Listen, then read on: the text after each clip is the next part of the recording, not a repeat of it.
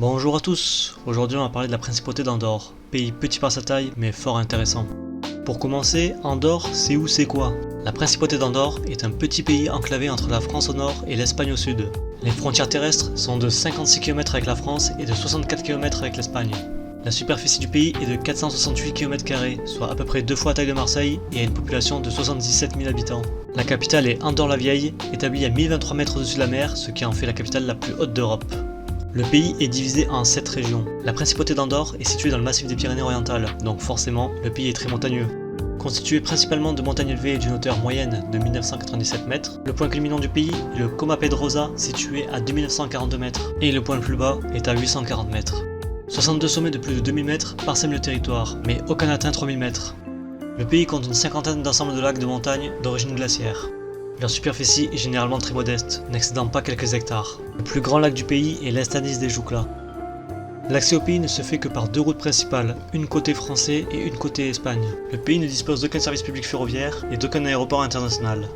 La principauté d'Andorre est un pays où bon vivre. Le pays se place parmi les premiers du classement au niveau de l'espérance de vie la plus longue, avec une moyenne un peu plus supérieure à 83 ans. C'est aussi l'un des pays les plus sûrs du monde, avec un taux très bas de délinquance et de criminalité. La qualité de l'air y est excellente, notamment grâce à son emplacement entre les montagnes. Le pays possède l'un des meilleurs systèmes de santé publique au monde, la qualité de l'eau est d'excellente qualité, le système éducatif est très efficace avec une petite particularité, les parents ont le choix d'amener leurs enfants dans une école espagnole, catalane ou française. L'école française est la plus choisie de manière générale. En parlant de langue justement, quelle langue on parle? L'Andorre est le seul état souverain au monde dont la langue officielle est le catalan.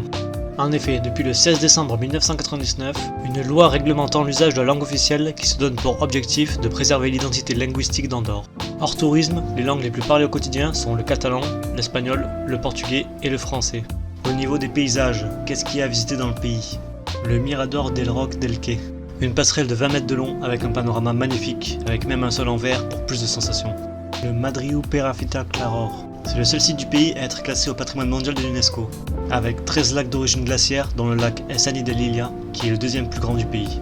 Des stations de ski bien évidemment, dont la station Grande Valira, qui est le plus grand domaine skiable des Pyrénées. Qui cumule 128 pistes pour un total de 210 km, la station fait partie des 50 plus grandes stations du monde.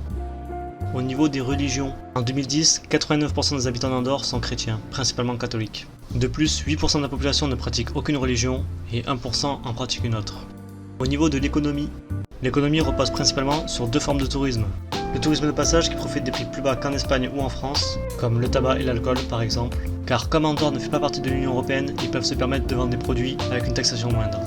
Et la deuxième forme de tourisme, qui est le tourisme blanc, qui vient principalement des sports d'hiver et de ses plusieurs stations de ski. En 2017, l'Andorre a accueilli 3 millions de touristes, ce qui la classe 76e au classement des pays les plus visités.